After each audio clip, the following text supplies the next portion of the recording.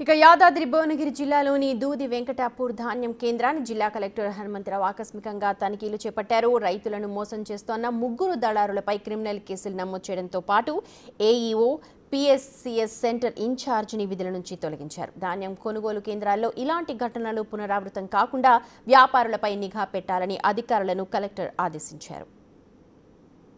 వీళ్ళు సన్న చిన్నకారు రైతులు పేద రైతుల దగ్గర కళ్ళాల దగ్గర అక్కడ ఇక్కడ ఈ యొక్క ధాన్యాన్ని కొనటం 6-3 తక్కువ కొనటం, తర్వాత ఈ సెంటర్లలోకి వచ్చేసి దీన్ని ఇక్కడ మద్దతు ధర పొందడానికి ప్రయత్నించడం, మద్దతు ధర పొందడం అనేది ఒక ప్రక్రియగా పెట్టుకున్నట్టుగా తెలుస్తుంది. సో ఇటువంటి వాటిని సహించేది లేదు. ప్రభుత్వం స్పష్టంగా రైతులకు నేరుగా రైతులు పండించినటువంటి ధాన్యానికి మద్దతు ధర ఇచ్చే ప్రక్రియ ఉంది తప్పితే ఇటువంటి సహించేది లేదు.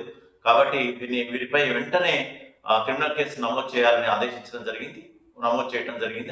అంతేకాకుండా ఈ పిఎస్సిఎస్ కేంద్రానికి ఎవరైతే నిర్వహిస్తున్నారో ఆయన్ని విధుల నుంచి తొలగించడం జరిగింది. అంతేకాకుండా అగ్రికల్చర్ ఎక్స్టెన్షన్ ఆఫీసర్ ఎవరైతే వీటిని సర్టిఫై చేసి పాస్ చేశారో, మద్దతు ధర పొందడానికి ఏ విధంగా అయితే ప్రోత్సహించాడో వారిని కూడా ఇమీడియట్ గా సస్పెండ్ చేయడం జరిగింది.